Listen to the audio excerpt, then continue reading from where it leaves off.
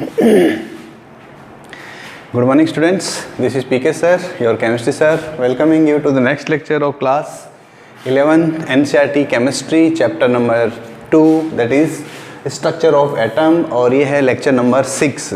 ठीक है, इस लेक्चर से पहले हमने बहुत सी बातें डिस्कस की है इस चैप्टर में, तो जो पुरानी चीज़ें हैं, पुरानी जो बातें हैं, उनको देखने के लिए आप आई बटन पे क्लिक कर सकते हैं। ठीक है, चलिए स्टार्ट करते हैं आज की बात और थोड़ा सा रिकेप कर लेते हैं। पहले ये बताइए कि क्लास सभी लोग एंजॉय कर रहे हैं कि नहीं कर रहे हैं? करेक्ट, आपको सीरियसली मीन्स पढ़ना सीरियसली है, लेकिन सीरियसली लेना नहीं है उसको। ठीक है, कि पता नहीं क्या होगा कैसे होगा, डोंट वरी, एंजॉय कीजिए। Study is also enjoyable. अगर आप स्टडी को एंजॉय करके करेंगे तो बहुत मज़ा आएगा आपको, और स्पेशली मेरे साथ केमिस्ट्री को पढ़ने में आपको मज़ा आएगा। ठीक है, आई होप सो।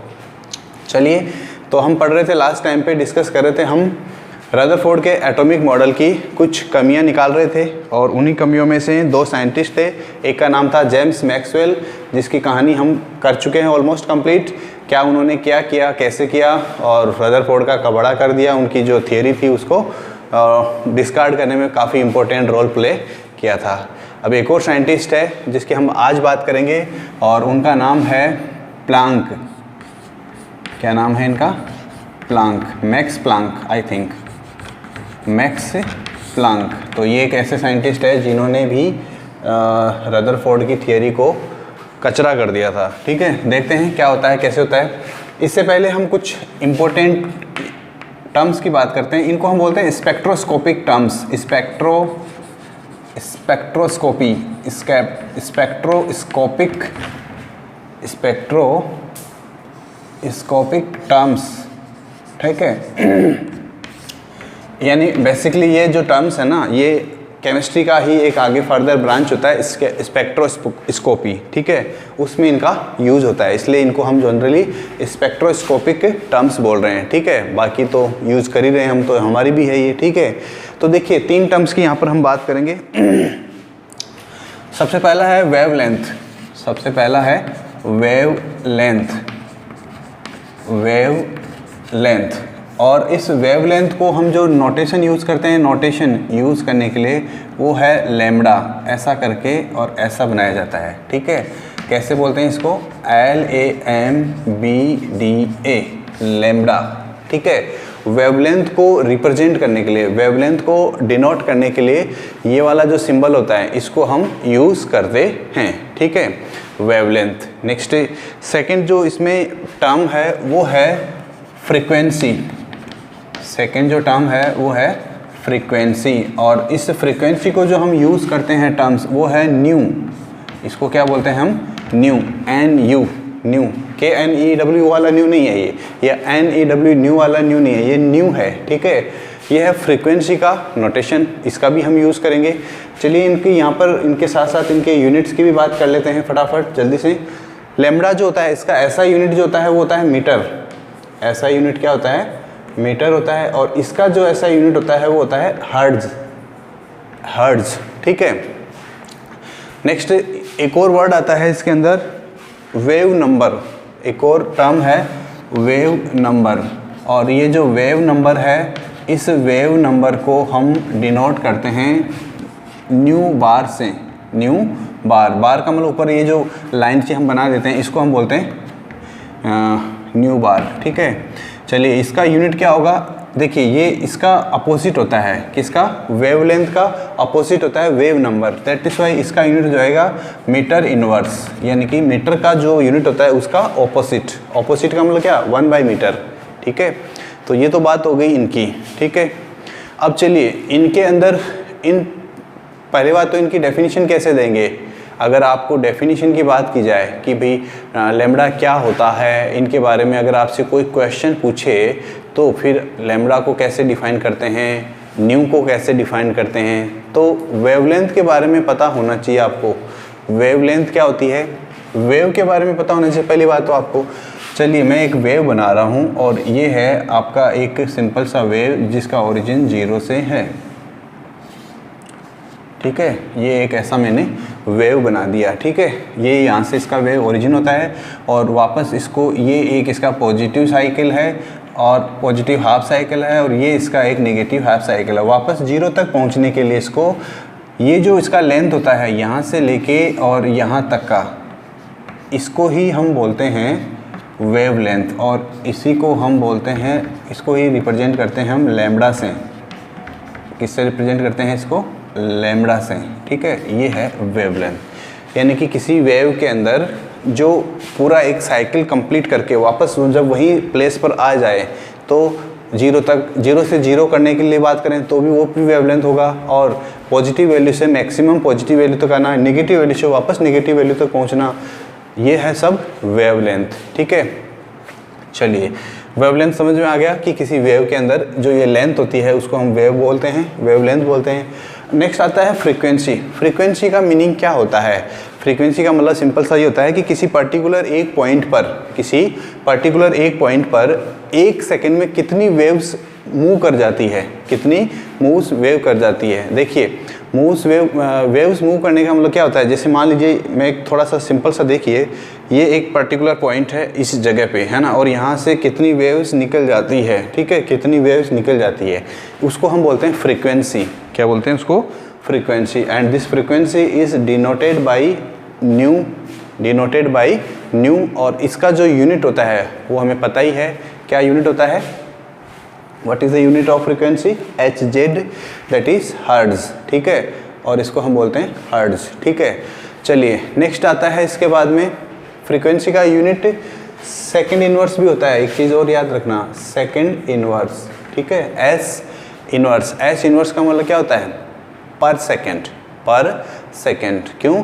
क्योंकि हम बात कर रहे हैं नंबर की, हम बात किसकी कर रहे हैं? नंबर की। कितने नंबर ऑफ फ्रीक्वेंसी, कितने numbers of waves are passing through from a particular point, ठीक है। एक सेकंड के अंदर कितनी वेव्स मूव करती है, पास करती है, तो एक सेकंड में बात कर रहे हैं हम, पर सेकंड में। दैट इज वाई इसका जो यूनिट होता है, वो पर सेकंड भी होता है, ठीक है।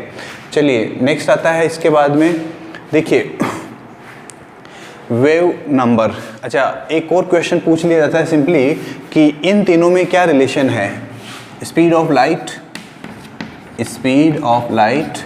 सभी को पता है। हम स्पीड ऑफ लाइट कहाँ से आ गया बीच में? स्पीड ऑफ लाइट बीच में कहाँ से आ गया? क्योंकि ये जो वेव्स है, बिकॉज ये जो वेव्स है, ये सब वेव्स क्या हैं, हम जिनकी बातें कर रहे हैं अभी, इलेक्ट्रोमैग्नेटिक वेव्स, इनकी जो स्पीड होती है वो लाइट की स्पीड के इक्वल होती है, यानी कि लाइट की स्पीड से ये ट्रैवल करती है। दैट इज वाई यहाँ पर जो है स्पीड ऑफ लाइट इस गेम में आ गया है, ठीक है। तो क्वेश्चन ये है कि लैम्ब्डा, न्यू और स्पीड ऑफ लाइट, इन तीनों में क्या रिलेशन होता है? तो ये आपको याद रखना है, ये फॉर्मूला आपको हमेशा याद रखना है कि फ्रीक्वेंसी और वेवलेंथ का जो मल्टीप्लिकेशन होता है, फ्रीक्वेंसी और वेवलेंथ का जो मल्टीप्लिकेशन होता है वो कांस्टेंट होता है। यानी अगर आप वेवलेंथ को इंक्रीज़ करोगे तो फ्रीक्वेंसी कम हो जाएगा, वेवलेंथ को इंक्रीज़ करोगे तो फ्रीक्वेंसी कम हो जाएगा। कैसे कम होगा? देखिए, ध्यान से सुनिएगा, मैं दो डायग्राम बनाऊंगा, ठीक है। एक छोटा सा, एक मैंने वेव्स का एक पैटर्न बना रहा हूँ मैं, एक वेव्स का पैटर्न बना रहा हूँ मैं, ठीक है। एक दूसरा पैटर्न बनाता हूँ मैं यहाँ पे,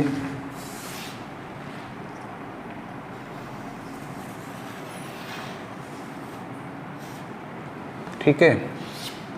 मान लीजिए मैंने ये एक कोई टाइम ले लिया यहाँ पर कुछ भी, और ठीक है, अब इसकी कैलकुलेशन करते हैं कि हम यहाँ तक अगर देखा जाए तो इन दोनों वेव्स में डिफरेंस क्या है, इन दोनों के पैटर्न में डिफरेंस क्या है? पैटर्न में डिफरेंस ये है कि ये जो फर्स्ट वाला जो डायग्राम मैंने बनाया है, चलिए मैं इसको नाम दे देता हूँ ए डायग्राम, और सेकंड वाले को मैं नाम दे देता हूँ बी डायग्राम, ठीक है।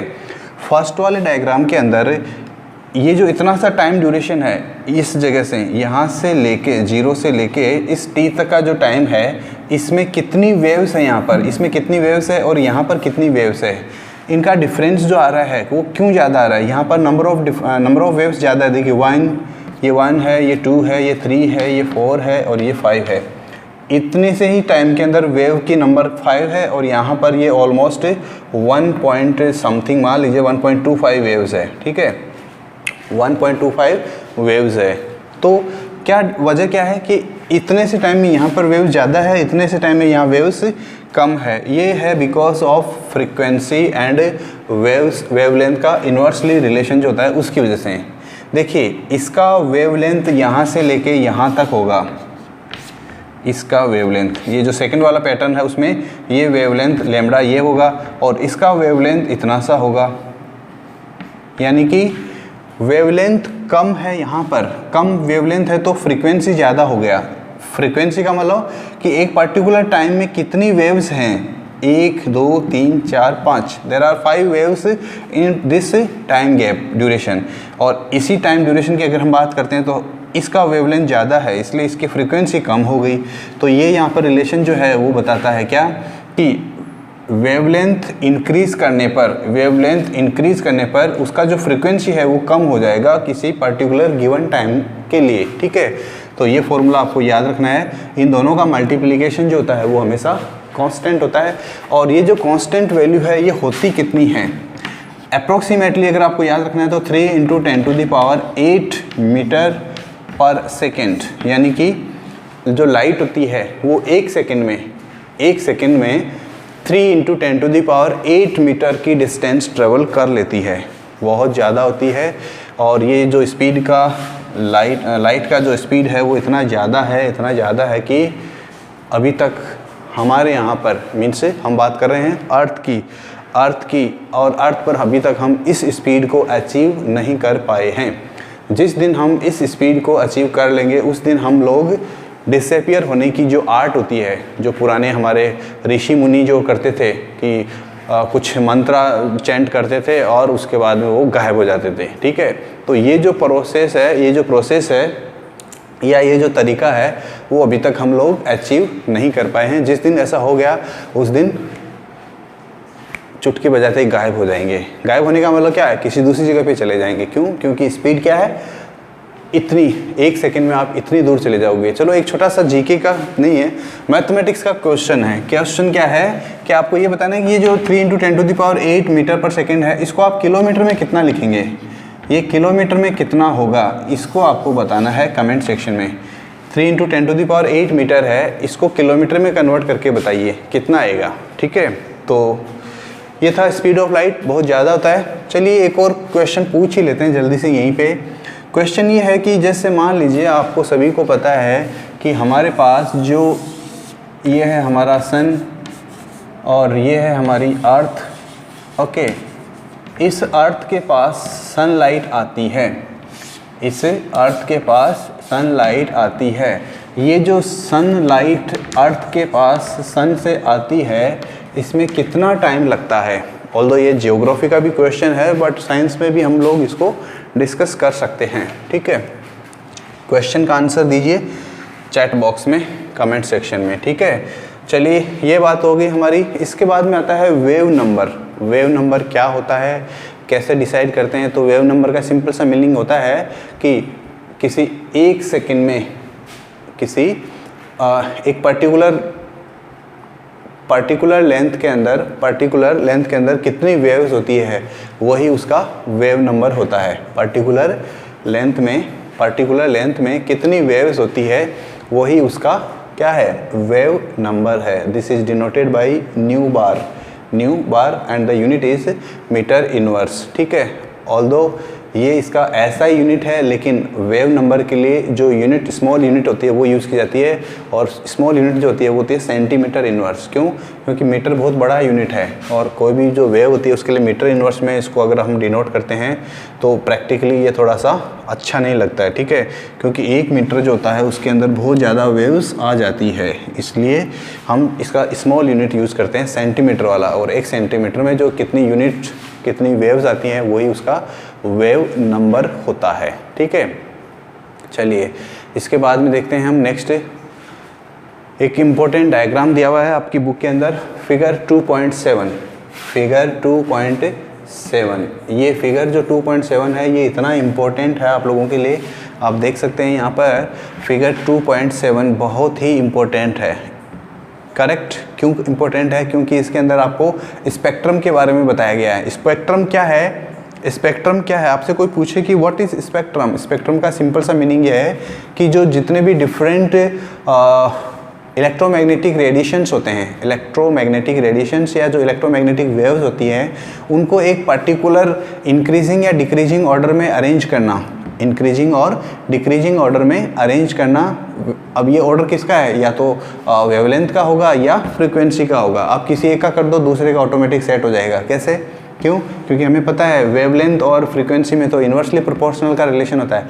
अच्छा, कितने लोगों को ये नहीं पता कि इन्वर्सली प्रोपोर्शनल रिलेशन का मीनिंग क्या होता है? इन्वर्सली प्रोपोर्शनल जो रिलेशन होता है उसका मीनिंग क्या होता है? इसका मीनिंग ये होता है कि जब कोई भी दो क्वांटिटीज आपस में इन्वर्सली प्रोपोर्शनल रिलेटेड होती है, तो इसका मीनिंग ये होता है कि एक क्वांटिटी इंक्रीज करती है तो दूसरी क्वांटिटी उतने ही रेशियो में डिक्रीज कर जाती है। ठीक है, यानी अगर एक चीज़ को अगर आप इंक्रीज कर दोगे तो दूसरी जो चीज़ है वो जस्ट उसका डिक्रीज हो जाएगी उतने ही रेशियो में। इसको बोलते हैं इन्वर्सली प्रोपोर्शनल का रेशियो। एक आता है डायरेक्टली प्रोपोर्शनल का रेशियो। डायरेक्टली प्रोपोर्शनल का रेशियो का मीनिंग क्या होता है कि जैसे जैसे आप किसी पर्टिकुलर क्वांटिटी को इंक्रीज करोगे तो उससे रिलेटेड जो दूसरी क्वांटिटी है जो डायरेक्टली प्रोपोर्शनल है वो भी उसी रेशियो में इंक्रीज होगी। जैसे सिंपल सी बात है, थोड़ा सा फनी बात है कि जैसे जैसे आपका एज इंक्रीज हो जाता है, आपका उम्र बढ़ता जाता है, वैसे वैसे आपका एक्सपीरियंस भी बढ़ता जाता है। एक्सपीरियंस कौन सा? सभी प्रकार के एक्सपीरियंस। ठीक है, दुनिया का जो वर्ल्ड का जो होता है ना, एक दुनियादारी वाला एक्सपीरियंस, वो भी आपका इंक्रीज होता है। ठीक है, ये तो हो गया डायरेक्टली प्रोपोर्शनल। जैसे जैसे आपकी उम्र बढ़ेगी आपका एक्सपीरियंस बढ़ता जाएगा। आप लोग बोलते हैं या सुना होगा आप लोगों ने किसी को बोलते हुए कि मैंने बहुत सारी दुनिया देखी है, मुझे बहुत अनुभव है। तो ऐसा वही बोल पाएगा जिसकी उम्र बहुत ज़्यादा होगी। एक छोटा सा बच्चा अगर ऐसे बोलेगा 5 साल का कि मैंने बहुत दुनिया देखी, मुझे बहुत अनुभव है, तो आपको भी हंसी आएगी। ठीक है ना। इसका उल्टा सोचते हैं, दूसरा इन्वर्सली प्रोपोर्शनल वाला। जैसे जैसे आपका उम्र बढ़ता जाता है तो आपकी जो बेवकूफ़ियाँ होती है, बेवकूफ़ का मतलब समझते हो, फुलिश एक्टिविटीज़, वो कम होती जाती है। ठीक है, अब एक्सेप्शनल केस की बात नहीं करेंगे, कोई अगर बेवकूफ़ी पैदा है तो पैदाइश से बेवकूफ़ है तो उसकी बात नहीं करेंगे, लेकिन जैसे जैसे आपका एक्सपीरियंस एज इंक्रीज होती जाती है, आपकी जो बेवकूफ़ी वाली जो एक्टिविटीज़ होती है वो डिक्रीज होती जाती है। ठीक है, तो ये हो गया इन्वर्सली प्रोपोर्शनल का रेशियो। तो बात कर रहे थे हम स्पेक्ट्रम की। स्पेक्ट्रम का मतलब क्या होता है कि जितने भी जो जितने भी जो इलेक्ट्रोमैग्नेटिक रेडिएशंस हैं उनको एक पर्टिकुलर वे में, इंक्रीजिंग या डिक्रीजिंग वे में अरेंज करते हैं। तो ये जो इनका अरेंजमेंट है इसको ही हम बोलते हैं इलेक्ट्रोमैग्नेटिक स्पेक्ट्रम। क्या बोलते हैं इसको? इलेक्ट्रोमैग्नेटिक वेव्स का स्पेक्ट्रम। ठीक है, और इसमें भी आपके लिए जो सबसे इम्पोर्टेंट है वो ये है, जिसको हमने कल बताया था आपको, विबज्योर या विबग्योर, जो भी आपको अच्छा लगे आप बोल सकते हैं, जिसके अंदर ये होता है विबज्योर। ठीक है, यहाँ पर ये वायलेट कलर है, ये Indigo colour, blue colour, green colour, yellow colour, orange colour. ठीक है, मेनली यही कलर होते हैं। इनके अलावा जो कलर होते हैं वो सेकेंडरी होते हैं, बनाए जाते हैं। ठीक है, अब इसमें आपको याद क्या रखना है कि जब आप वायलेट से रेड की तरफ जाते हैं, फ्रॉम वायलेट टू रेड, तो क्या होता है, फ्रिक्वेंसी वेवलेंथ जो है वो इंक्रीज होती है। यहाँ पर इसमें लिखा है 400 नैनोमीटर। क्या लिखा हुआ है इसमें? 400 नैनोमीटर। और यहाँ पर जो रेड लाइट होती है, रेड लाइट का जो विजिबल लाइट का जो रेड पोर्शन होता है उसकी जो फ्रिक्वेंसी होती है, वेवलेंथ होती है, वो होती है 750 नैनोमीटर। 750 नैनोमीटर। ठीक है, ये होता है इनका वेवलेंथ। ठीक है, एक सिंपल सा क्वेश्चन ये है कि इन दोनों को सभी लोग जो है एंगस्ट्रॉन में कन्वर्ट करके बताइए कि ये कितना आएगा एंगस्ट्रॉन में और ये एंगस्ट्रॉन में कितना आएगा। देखते हैं कौन इसका आंसर बता पाता है। एंगस्ट्रॉन में इसको बताना है, इसका सॉल्यूशन जो है वो इसको एंगस्ट्रॉन में कन्वर्ट करके आपको बताना है। ठीक है, चलिए ये बात हो गई इसकी। किसकी बात हो गई? हाँ, इसकी बात हो गई। ठीक है, चलिए इसके बाद में देखिए आता है इलेक्ट्रोमैग्नेटिक रेडिएशंस जो होते हैं इनकी पार्टिकल नेचर होती है या नहीं होती है। यहाँ पर आता है आपका प्लांक का क्वांटम थियरी। प्लांक का क्वांटम थ्योरी। और इस प्लांक के क्वांटम थ्योरी के अंदर कुछ बेसिक बातें हैं, कुछ बेसिक चीज़ें हैं, तो इनकी हमें ज़रूरत क्यों पड़ी। पहली बात, इनकी कुछ ज़रूरत हमें क्यों पड़ी ये है। इसको समझने के लिए हमारे पास जो आता है उसको हम बोलते हैं प्लांक का क्वांटम थ्योरी। और ये सब जो काम किया था प्लांक ने किया था, और इससे रिलेटेड जो क्वेश्चंस हैं वो भी कई बार बहुत सी एग्ज़ाम्स में पूछे जाते हैं। ठीक है, तो इसी से जो क्वांटम थ्योरी है इसी के रेस्पेक्ट में जो सबसे पहला पॉइंट है, पहला जो डिस्कशन का जो पॉइंट है डिस्कशन का, वो है BBR, black body radiation. BBR, black body radiation. अब देखिए क्या होता है। ये बातें सब जो अभी मैं बताऊंगा, डिस्कस करूंगा, ये सब की सब बातें जो है वो मैक्स प्लांक की बताई हुई बातें हैं। ठीक है, हम उन्हीं की बातें करेंगे। अब देखिए क्या होता है, ये मैं नहीं बता रहा हूँ, ये बताया है प्लांक ने। ठीक है, प्लांक ने क्या कहा कि जब किसी ऑब्जेक्ट को आप हीट करते हैं, जब किसी ऑब्जेक्ट को, ध्यान से सुनिएगा, जब किसी ऑब्जेक्ट को, ऑब्जेक्ट का मतलब सॉलिड ऑब्जेक्ट होना चाहिए, जब किसी सॉलिड ऑब्जेक्ट को आप हीट करते हैं तो उस ऑब्जेक्ट में से रेडिएशन निकलते हैं। उससे ऑब्जेक्ट में से क्या होते हैं, रेडिएशन निकलते हैं। और ये जो रेडिएशंस निकलते हैं इनकी जो फ्रिक्वेंसी होती है ना वो वाइड रेंज में होती है, वाइड रेंज में होती है। और ये जो रेडिएशंस निकलते हैं इनके बारे में जो स्टडी किया गया था वो सब किसके बारे में था, वो किसने किया था, क्या नाम है इसका, मैक्स प्लांक ने किया था। ये सब की बातें हैं, मैक्स प्लांक की बातें हैं। और ये जो मैक्स प्लांक का जो वर्क है, मैक्स प्लांक का जो वर्क है ये बहुत ही इम्पोर्टेंट है आपके लिए, क्योंकि यहाँ से क्वेश्चंस पूछा जाता है। क्वेश्चंस पूछा जाता है किसमें, फिर से वही बात कि जब मैं बोलूँ कि क्वेश्चन पूछा जाता है तो कॉम्पिटिटिव एग्जाम्स की बात कर रहा हूँ मैं। ठीक है, क्योंकि अब आपके क्लास 11th में तो CBSE वगैरह तो ऐसा कुछ कॉन्सेप्ट है नहीं, कोई पेपर बोर्ड वगैरह का तो नहीं आता है। मैक्स प्लांक ने क्या कहा, ब्लैक बॉडी रेडिएशन की बात की। इसको उन्होंने एक एग्जाम्पल से समझाया था, उसको एक एग्जाम्पल से समझाया था। क्या कि जब किसी आयरन की बनी हुई रोड को आप गर्म करते हैं, आयरन की बनी हुई रोड को आप गर्म करते हैं तो स्टार्टिंग में उसका जो रेड कलर होता है, अपीयर होता है डल रेड, फिर उसको आप और हीट करते हैं। ये डल रेड क्यों हमें दिखाई दे रहा है, तो क्योंकि ये जो रेड कलर का रेडिएशन जो है, रेड कलर की जो वो वेव्स रेडिएशन इमिट कर रहा है उनका जो विजिबल रेंज है, विजिबल जो रीजन है वो है रेड वाला।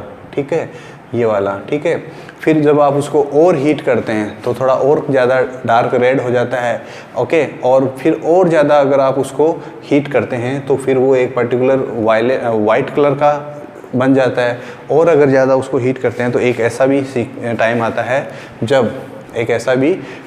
है जब वो ब्लू कलर में आ जाता है, यानी कि रेड से वो ब्लू कलर की तरफ आता है। ठीक है, ब्लू कलर का मतलब टेम्परेचर बहुत ज़्यादा, और रेड का मतलब टेम्परेचर कम। ठीक है, यानी ये एक आपके लिए इम्पोर्टेंट एक एक्सपीरियंस की बात है कि एक सिंपल सा एक लॉजिक है, आप लोग आगे पढ़ेंगे जब 12th क्लास में फिजिक्स पढ़ेंगे या कहीं पे पढ़ेंगे कि जो स्टार्स ब्लू कलर के दिखते हैं, तो उनका मतलब ये होता है कि उनका टेम्परेचर ज़्यादा है।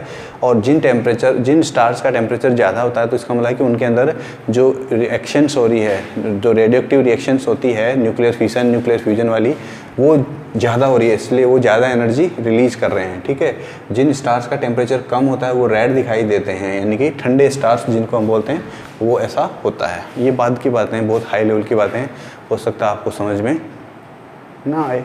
ठीक है, चलिए अब देखते हैं कि ये जो इन्होंने बताया ब्लैक बॉडी रेडिएशन की जो हम बात कर रहे हैं, कि जैसे जैसे उस आयरन की रोड को आप हीट करते जा रहे हैं तो उस आयरन की रोड को हीट करने से क्या हो रहा है कि उसकी जो वेवलेंथ है, उसकी जो रेडिएशंस जो इमिट कर रहा है उसकी जो वेवलेंथ है वो क्या होती जा रही है। देखिए इसके अंदर अगर आप ध्यान से देखेंगे तो वेवलेंथ वायलेट से रेड की तरफ जाते हैं तो डिक्रीज नहीं इंक्रीज होती है, वेवलेंथ इंक्रीज हो रही है, लेकिन हम उसको टेम्परेचर को इंक्रीज करते जा रहे हैं और वेवलेंथ जो है वो कम होती जा रही है। अगर वेवलेंथ कम हो रही है तो इसका मतलब ये भी है कि फ्रीक्वेंसी बढ़ती जा रही है। फ्रीक्वेंसी क्या हो रही है? बढ़ती जा रही है। यानी कि जैसे जैसे आप हीट करेंगे उस पर्टिकुलर आयरन की रोड को, तो वहाँ पर जो रेडिएशन है निकल रहा है रेडिएशन, उस रेडिएशन की जो फ्रीक्वेंसी है वो बढ़ती जा रही है। रेडिएशन की फ्रीक्वेंसी बढ़ती जा रही है। इसका मतलब फ्रीक्वेंसी और टेम्परेचर के अंदर एक सिंपल सा रिलेशन हो गया। सिंपल सा रिलेशन हो गया। क्या बोलते हैं इसको? हम डायरेक्टली प्रोपोर्शनल का रिलेशन बोल सकते हैं। आप जो क्लास 12th में देखेंगे कि स्टीफन का लॉ है, स्टीफन का जो लॉ है वो क्या कहता है? E is directly proportional to temperature की पावर 4। ओके, और जब इस प्रोपोर्शनल को आप रिलीज करते हैं, यहाँ से हटाते हैं, तो यहाँ पर एक कांस्टेंट आता है सिग्मा T4।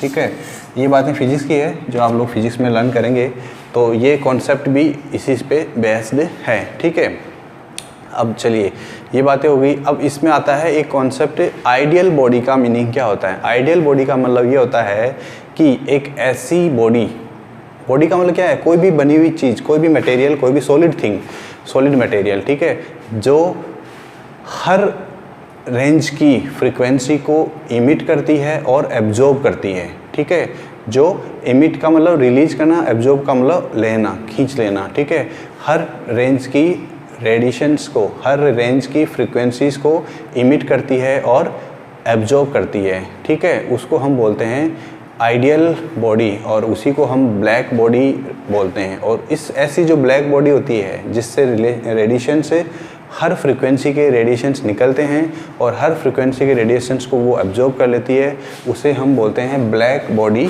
रेडिएशन। क्या बोलते हैं इसको? हम ब्लैक बॉडी रेडिएशन। ठीक है, चलिए ये सब बातें हो गई। इसके बाद में देखिए एक वेवलेंथ इंटेंसिटी का एक रिलेशनशिप का एक डायग्राम, एक ग्राफ गिवन है आपकी बुक के अंदर। देखिएगा बुक में फिगर 2.8 आपकी बुक के अंदर है, फिगर 2.8। ठीक है, मैं आपको दिखा रहा हूँ, जस्ट आप देख सकते हैं फिगर 2.8। इस ग्राफ के अंदर आपको इस प्लॉट के अंदर आपको दो प्लॉट ग्राफ दिखाए गए हैं। एक T1 टेम्परेचर पर है और एक T2 टेम्परेचर पर है। तो जैसे जैसे आप टेम्परेचर को इंक्रीज करते हैं तो जो वेवलेंथ होती है उसकी वैल्यू कम हो जाती है और इंटेंसिटी जो है इंक्रीज हो जाती है। हाई टेम्परेचर पर इंटेंसिटी इंक्रीज हो जाती है, वेवलेंथ कम हो जाती है। इस ग्राफ का यही कंक्लूजन है। ठीक है, ग्राफ का कंक्लूजन क्या है कि हाई टेम्परेचर पर वेवलेंथ जो है उसकी वैल्यू कम हो जाती है, इंटेंसिटी इंक्रीज हो जाती है। ठीक है, चलिए ये भी आपको याद रखना है। अब देखिए, जो किसी भी बॉडी को जब आप हीट करते हैं, किसी भी बॉडी को जब आप हीट करते हैं तो उसमें से कुछ रेडिएशन निकलते हैं, और ये रेडिएशन क्या है? एक प्रकार का एनर्जी है। रेडिएशन क्या है? एक एनर्जी का फॉर्म है। ठीक है, तो ये जो एनर्जी रिलीज होती है ये कॉन्टिन्यूस रिलीज होती है या नहीं होती है? तो हमेशा ध्यान रखना, ये जो रिलीज होती है एनर्जी वो कॉन्टिन्यूस रिलीज नहीं होती है, ये कुछ डिस्क्रीट मैनर्स की फॉर्म में रिलीज होती है। डिस्क्रीट का मतलब क्या होता है? एक फिक्स्ड अमाउंट के अंदर ही ये रिलीज होती है, एक पैकेट की फॉर्म में रिलीज होती है। ठीक है, क्या मीनिंग है इसका? देखिए समझिए। जैसे मान लीजिए मैंने आपसे पूछा, किसी पर्टिकुलर स्टूडेंट से पूछा कि क्लास के अंदर कितने स्टूडेंट हैं, क्लास के अंदर कितने स्टूडेंट हैं, तो उसका आंसर क्या होगा? 1 2 3 4 5 6 7। वो आके ऐसे तो नहीं बोलेगा ना कि सर क्लास के अंदर 1.5 स्टूडेंट्स हैं। क्या ऐसा पॉसिबल है? बिल्कुल भी पॉसिबल नहीं है। यानी स्टूडेंट्स का जो नंबर है वो एक डिस्क्रीट ऑर्डर में ही मिलेगा आपको। ठीक है, 1 या 2 या 3। ऐसे ही ये जो रेडिएशंस होते हैं, इनकी जो एनर्जी होती है, रेडिएशंस जो होते हैं इनकी जो एनर्जी होती है वो भी एक डिस्क्रीट क्वांटिटी में ही निकलती है, डिस्क्रीट क्वांटिटी में ही निकलती है। ठीक है, और किसी पर्टिकुलर रेडिएशन के अंदर जो एनर्जी की जो स्मॉलेस्ट फॉर्म होती है, स्मॉलेस्ट क्वांटिटी जो हो सकती है, जितनी एनर्जी एक बार में निकलती है, एक क्वांटिटी, उसी को उन्होंने नाम दिया क्वांटम। क्या नाम दिया? क्वांटम।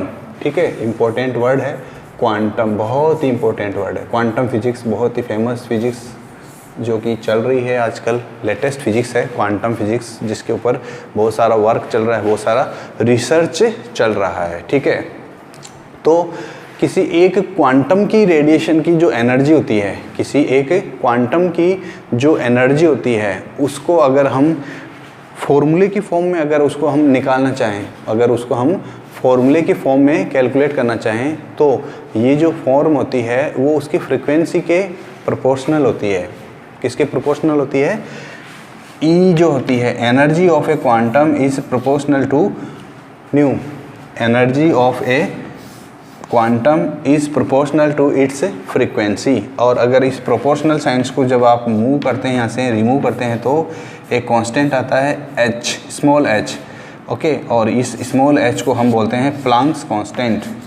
प्लांक्स कांस्टेंट, प्लांक ने बताया तो प्लांक का कांस्टेंट हो गया।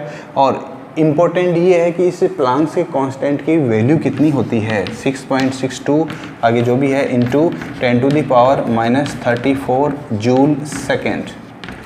सेकेंड कहाँ से आया? देखिए, h की यूनिट निकालने के लिए क्या करना है, इस h को एक तरफ रख लो और इस न्यू को इधर की तरफ भेज दो, ठीक है। तो न्यू जो है वो नीचे आ जाएगा। एनर्जी का यूनिट क्या होता है? जूल। और जो न्यू होता है, न्यू क्या है? न्यू क्या है यहाँ पे? फ्रीक्वेंसी है। फ्रीक्वेंसी का यूनिट देखिए यहाँ पर क्या है? पर सेकेंड। पर सेकेंड को जब आप इसके नीचे भेजोगे तो सेकेंड ऊपर चला जाएगा, तो इसलिए सेकेंड जो है वो पॉजिटिव बन जाएगा, ठीक है। तो ये जो वैल्यू है ये आपको हमेशा याद रखनी है, बहुत इंपॉर्टेंट है। बहुत सारे न्यूमेरिकल क्वेश्चंस में आपके ये काम आएगी, not only class 11th, not only for class 12th, but also for your competitive exams, ठीक है। ये बातें बताई किसने बताई? सब बातें ये प्लांक की बताई हुई है, ठीक है। तो इसलिए प्लांक के रेस्पेक्ट में, प्लांक को एक फॉरएवर, हमेशा के लिए ज़िंदा बनाए रखने के लिए हमने इस कांस्टेंट को नाम दे दिया प्लांक्स कांस्टेंट, ठीक है। तो ये था हमारा प्लांक्स का कांस्टेंट का कॉन्सेप्ट। और इसके बाद की जो बातें हैं, हम वो नेक्स्ट क्लास में करेंगे। नेक्स्ट क्लास का मतलब नेक्स्ट क्लास, ठीक है। Okay, so this is the end of the class for today. Meeting you in the next class, ठीक है। एक इम्पोर्टेंट इन्फॉर्मेशन ये है कि जितना भी जो पुराना चैप्टर्स जो है उनको अच्छे से लर्न करके रखिए। उनको जो वीडियोस है उनको, जैसे देखिए किसी भी कॉन्सेप्ट में आपको प्रॉब्लम आती है कि ये क्या होता है, तो हेजिटेशन नहीं रखना है। कुछ भी प्रॉब्लम आती है तुरंत पूछ लीजिए, चाहे से यूट्यूब चैट हो तो यूट्यूब चैट पे पूछिए, और अगर यूट्यूब चैट पे नहीं है तो आप व्हाट्सएप पे पूछिए, कॉल करके पूछिए, कैसे भी करके पूछिए, लेकिन कोई भी डाउट इधर नहीं रखने का, ठीक है। किसी भी डाउट को इधर नहीं रखने का है, ठीक है। और क्या, बस, ठीक है। Okay, so meeting you in the next class. Till then take care, keep yourself safe and bye bye.